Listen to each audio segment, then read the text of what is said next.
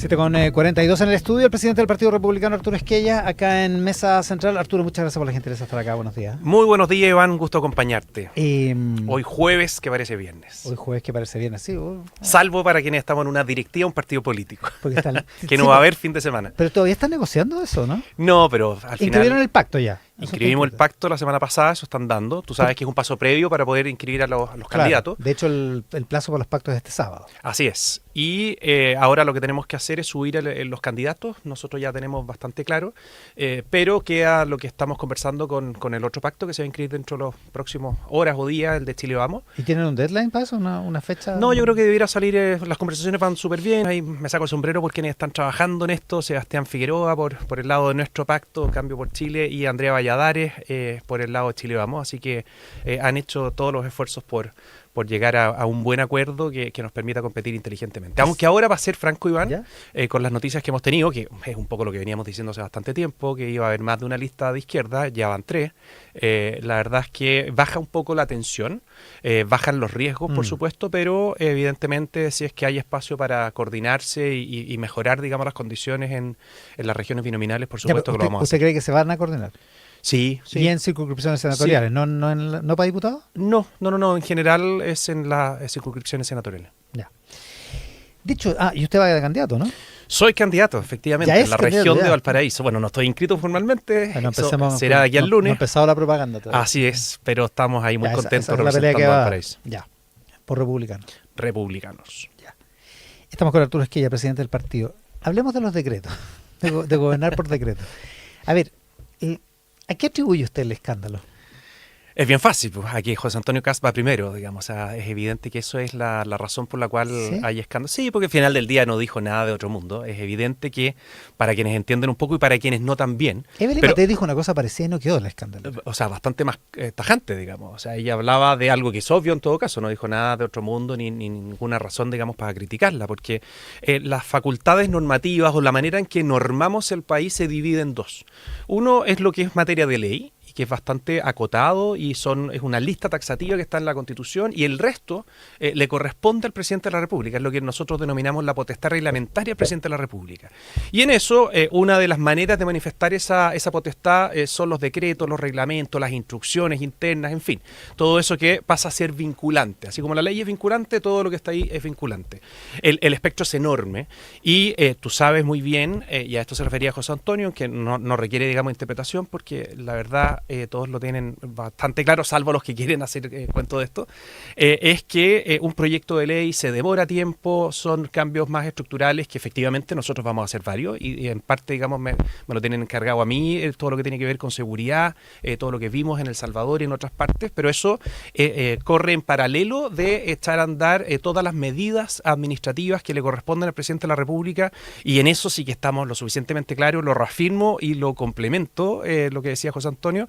No vamos a perder ni siquiera un día, o sea, no es el día 12 de marzo, sino que el día 11 de marzo van a haber una serie de medidas administrativas dentro de las potestades del presidente de la República para encauzar lo que corresponde, digamos, que es que los delincuentes estén adentro de la cárcel y la gente pueda ejercer sus derechos fundamentales. Para dejarlo expresamente claro, y no creo que sea ofensiva la pregunta, porque realmente está el debate como para hacerla, hay un compromiso irrestricto con las reglas de la democracia, digamos. O sea, casi que ofensiva la pregunta. Por eso lo advertí, digamos. Por supuesto, pues, Iván. Si hay algo que nosotros queremos hacer, que de repente la gente lo puede encontrar medio como obvio, pero es restablecer el Estado de Derecho, que se aplique la ley, que se fortalezcan las instituciones. Todo el debilitamiento, en donde Jara estuvo involucrada, el debilitamiento de las instituciones, particularmente desde el año 2019 y los meses siguientes, de octubre del 2019 en adelante, sufrió y le hizo mucho daño al país. Nosotros lo que creemos firmemente es que en la medida que tú logres hacer que las personas cumplan con la ley, respeten, digamos, las instituciones, la institucionalidad, que el equilibrio de los poderes del Estado opere, que los balances, digamos, dentro de los mismos estén andando correctamente, la cosa va a ir andando. Y bueno, por supuesto, con un ejecutivo. Tú sabes que el ejecutivo es lejos, digamos, donde se concentran las mayores facultades desde que somos república, digamos, en Chile. Y evidentemente que lo que nosotros consideramos ha faltado es tener un ejecutivo determinante, o sea, determinado, digamos, con la valentía y el coraje para ejercer sus atribuciones. Y acá no hay, o sea, si alguien se está postulando a la presidencia de la República, tiene que tener súper claro que a él le va a corresponder una serie de cosas que son fundamentales. Por de pronto, digamos, cuando hablamos de restablecer el sentido de autoridad, de reivindicar el uso de la fuerza legítima por parte del Estado, si todos nosotros renunciamos al ejercicio de la fuerza para resolver nuestros problemas, Iván, y se lo entregamos al Estado, no es porque lo guarden en un cajón, sino que es para que las instituciones en donde se deposita ese uso de la fuerza efectivamente lo hagan valer y con eso se proteja a la población. Eso dentro, digamos, de muchas otras atribuciones. Ya, ahora usted dice, esto pasa porque José Antonio Kast va primero en las encuestas, pero también, y es una explicación complementaria, no la sustituye esa, también es porque José Antonio Kast ha tenido el halo del autoritarismo permanentemente, entre otras cosas por los ejemplos que ha reivindicado, por las visitas que ha hecho, en Meloni en Italia, Orbán en Hungría, Bukele en El Salvador, estoy hablando no de las personas sino de las experiencias, en algunos casos esas mismas personas. No toca esa tecla esta polémica por el gobernar por decreto y por lo tanto también no es responsabilidad del propio candidato. Lo que para algunos peyorativamente tratan de instalar como autoritarismo, para nosotros es determinación. Es tener la película clara, es tener la conciencia de que si tú te estás postulando a ser presidente de la República no es para navegar en el cargo. Lo de Orbán en Hungría, lo de Bukele en El Salvador, ¿no es autoritarismo? Nosotros lo que fuimos a ver a esos países son modelos exitosos de algo que estamos haciendo aguas acá en Chile. O sea, hay un caso más relevante en materia de inmigración ilegal, de cómo se enfrenta, que el de Hungría, particularmente con su frontera con Serbia. Por supuesto que nosotros lo vamos a observar también. Y eso es lo que en definitiva fuimos a estudiar allá. En El Salvador, ¿qué decir? Pues ¿quién podría desconocer de que hay un modelo de seguridad exitoso, independiente de lo que haga el presidente de ese país? Si nosotros fuimos a estudiar el modelo de seguridad. Claro, lo que pasa es que es difícil separar, hacer una disección, un bisturí, pasar un bisturí por el tema de las cárceles por un lado y la reelección indefinida por otro lado. No, yo lo puedo hacer perfectamente, no tengo ningún problema. Sí, por supuesto. De hecho, nosotros lo que fuimos a hacer es juntarnos con las policías, con el ministro de Seguridad y Justicia, con el ministro de Defensa. Vimos cómo dividieron en distintas fases, cómo se interactuaba entre el trabajo, digamos, coadyuvante de las Fuerzas Armadas con las policías, colaborando, digamos, y protegiéndolas a ellas mismas para que las policías sean las que tengan contacto con la población. De acuerdo, pero cuando José Antonio Kast dice más Bukele, menos Boric, hace un par de meses, digamos. Lo que está diciendo es que una persona que se junta con terroristas, una persona que exhibe, digamos, una polera con un senador asesinado, una persona que libera después del estallido a criminales y que los indemniza, o sea, les entrega una pensión de gracia. En fin, evidentemente que está en el sentido totalmente opuesto. Pero Boric ya fue. Lo que importa acá es Jara. Y Jara es parte del problema. No sé lo que importa para efectos de la pregunta es Bukele, porque lo que le digo es, no paga el costo de la asociación con algunas ideas autoritarias, con la asociación del gobierno por decreto de Javier Milei, no paga el costo, José Antonio Kast, de eso para efectos de esta polémica, digo. Nosotros lo que vimos en El Salvador es un país que tenía una tasa de homicidios de 105 por cada 100.000 habitantes y bajaron a 2,4. Y efectivamente es un caso de estudio en el mundo, no solo nosotros lo fuimos a estudiar. Evidentemente que es muy relevante. ¿Cómo lograron construir una cárcel en donde tienen, digamos, plaza para 40.000 nuevos internos y con un sistema de seguridad que, lejos de ser sanciones adicionales, porque también va a venir el cacareo desde la izquierda más dura cuando empiecen a conocer cómo hacer el sistema penitenciario para los criminales violentos. O sea, no hay que ser de izquierda dura para entender que algunas cárceles en El Salvador no se están respetando las garantías mínimas de las personas. O sea, yo estuve en el SECOT, en El Salvador, la conocí en detalle, y no tiene, por de pronto, desde el punto de vista de la infraestructura, nada que envidiarle a la cárcel mejor que puede haber en el estado de Arizona, en Estados Unidos, por decir algo. O sea, por de pronto, digamos, muy superior a todas las cárceles que hay acá en Chile, que me ha tocado al menos a mí conocer. Quizás las más modernas de ahora pueden estar a la altura, pero también las condiciones que hay adentro son duras, pero son duras por una medida de seguridad, Iván. Cuando tú le dices a una persona que no va a recibir visita y tú sabes que esa persona que está ahí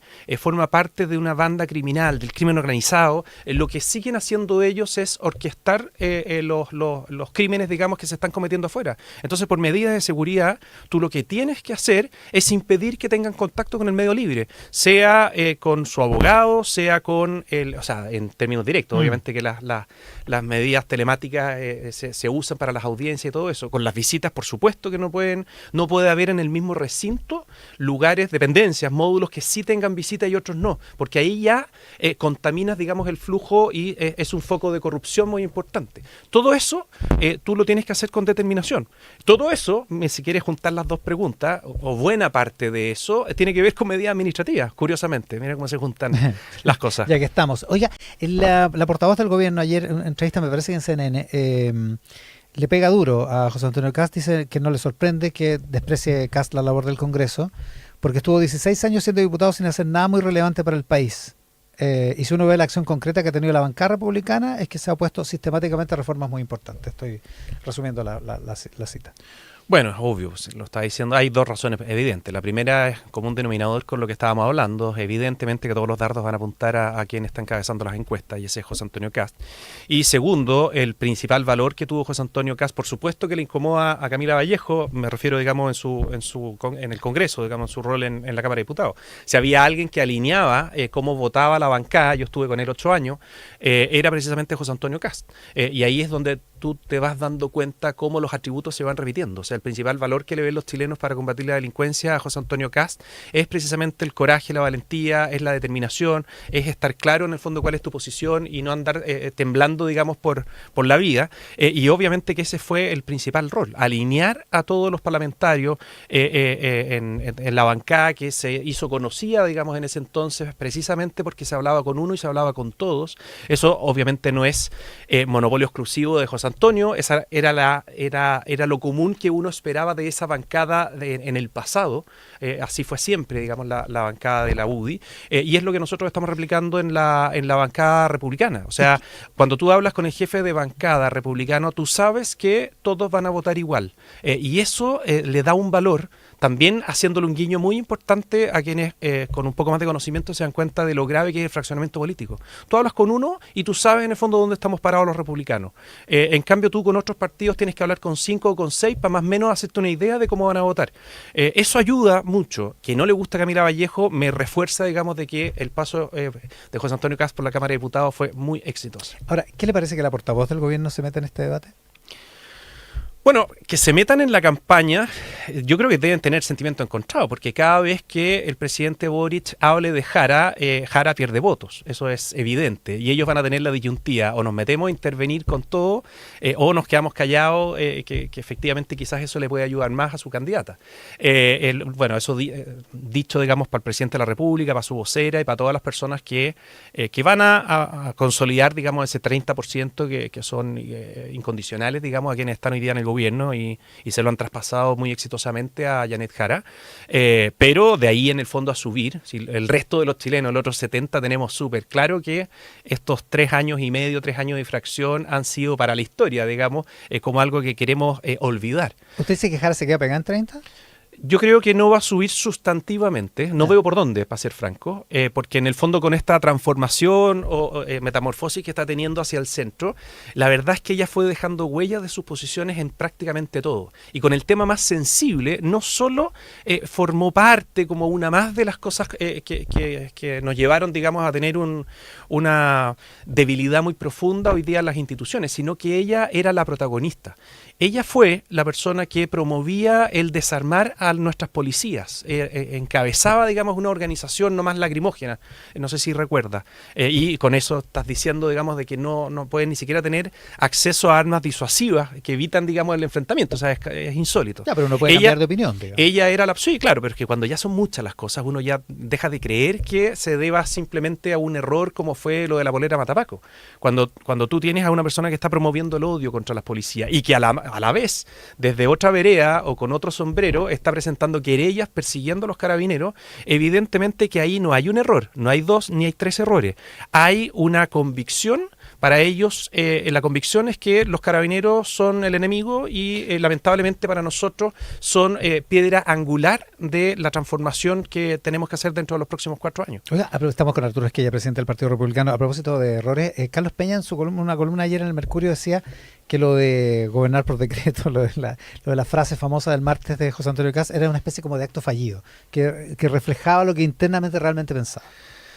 Yo creo que debe estar bastante arrepentido, que le contestaron a coro ayer personas con el mismo nivel de profundidad que le escribe, le contestaron a coro, digamos, de que eso no era así. O sea, si es que alguien en el ámbito del derecho, que es muy destacado como Carlos Peña, desconoce las facultades normativas que tiene el presidente de la República y el tremendo espacio que tiene para hacer medidas que van en paralelo, digamos, al trabajo legislativo, y por de pronto, si hay un presidente que tiene herramientas legislativas, es precisamente el presidente de Chile. Entonces, él, yo no sé de qué hace clases, si es que hace clase de Derecho Civil, de Derecho Constitucional, me da la impresión que de lo primero, digamos, porque en lo segundo no se maneja mucho. Oiga, hablamos de gendarmería, llegamos por dando la vuelta larga, llegamos a las normas que sobre gendarmería que se pueden hacer por decreto o por reglamentos, digamos. ¿Qué otras cosas se pueden gobernar por decreto? Tú sabes que yo no me circunscribiría únicamente a los decretos supremos, sino que estamos hablando de medidas. Uh-huh. Una de las que nosotros tenemos pesquisado más importante, salgamos del ejemplo de seguridad, sino que vámonos a materias económicas, ¿ya?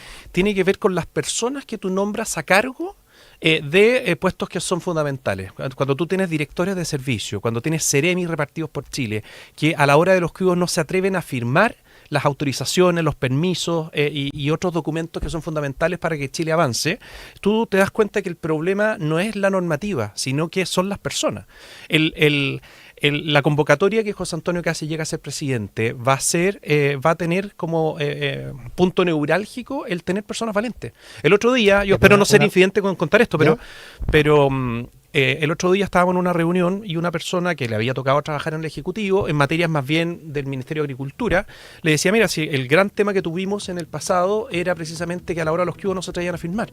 Y José Antonio, medio en broma, medio en serio, más bien en serio, le decía, mira, yo no tengo ningún problema en que me pongan todos los documentos, oficios que haya que firmarse, es que alguien en el fondo no se va a atrever. O sea, Chile no se va a quedar estancado por el temor que pueda tener un funcionario público. Hay una delgada línea entre ser obsecuente o temeroso y a veces presentar reparos a algunas cosas.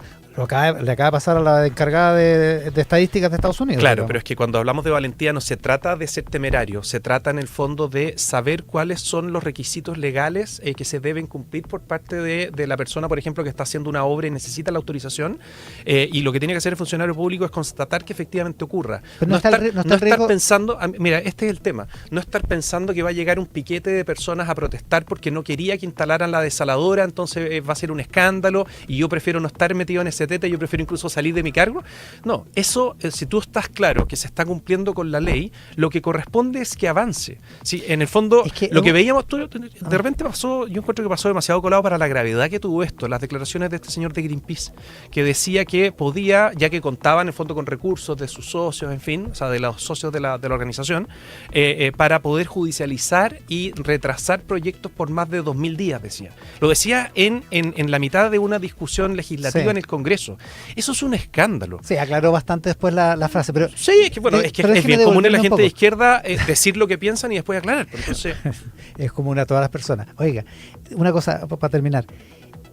Hay un problema con temerle a una funa, temerle al piquete que venga para protestar por la decisión por haber firmado un decreto, pero también puede estar el temor de no caerle bien o de no ser funcional o de caer en desgracia con el presidente de turno, digamos. También es un problema. Por lo mismo, las personas que van a estar a cargo, y particularmente me refiero en seguridad pública, yo no sé si estás detenido, digamos, a ver a las personas que José Antonio ha convocado para diseñar el plan de recuperación territorial. Estamos hablando del general Cristian Vial, estamos hablando del general Enrique Basaletti, el coronel González, el contraalmirante Parga, estamos hablando con otro nivel de conocimientos más en el ámbito municipal. Si hay un caso exitoso es precisamente el de Rodolfo Carter, que también como un denominador no tuvo problema ni temor alguno para enfrentar al narco con las escuálidas atribuciones que tiene un municipio. Y efectivamente le constó a todo Chile cómo con carácter, con determinación, los vas arrinconando. Si tú contaras con alcaldes que hagan lo que hizo Rodolfo Carter, que sigue haciendo Daniel Reyes en la misma comuna, o que, para que no pienses que esto es solo, digamos, un tema político, lo que está haciendo Mario Desbordes en Santiago, y contaran con el respaldo irrestricto del gobierno central, otro gallo cantaría, Iván. Yo, sinceramente, estoy totalmente convencido que Chile puede transformarse en uno de los países más seguros de Latinoamérica, volver a hacerlo, si lo fuimos en algún minuto, y para eso lo que hay que hacer es atreverse en el fondo a aplicar la ley, atreverse a tomar determinaciones, atreverse a decirle, por ejemplo, en materia, saliendo del tema seguridad a economía, que si es que el Estado se demora más de 60, 90 días en darte el permiso, se va a entender que tú tienes el permiso, es cambiarle la mentalidad a quienes están detrás de una oficina, diciéndoles que, mire, el Estado nunca más va a ser obstaculizador de los proyectos, sino que va a ser coadyuvante, va a querer que te resulten los proyectos, porque eso al final genera crecimiento y más aún te genera recaudación. Con el presidente del Partido Republicano, Arturo Esquella, esta mañana aquí en Mesa Central. Arturo, muchas gracias por la gentileza. Gracias, Iván, que estés muy bien. Pausa y volvemos con el Rat Pack.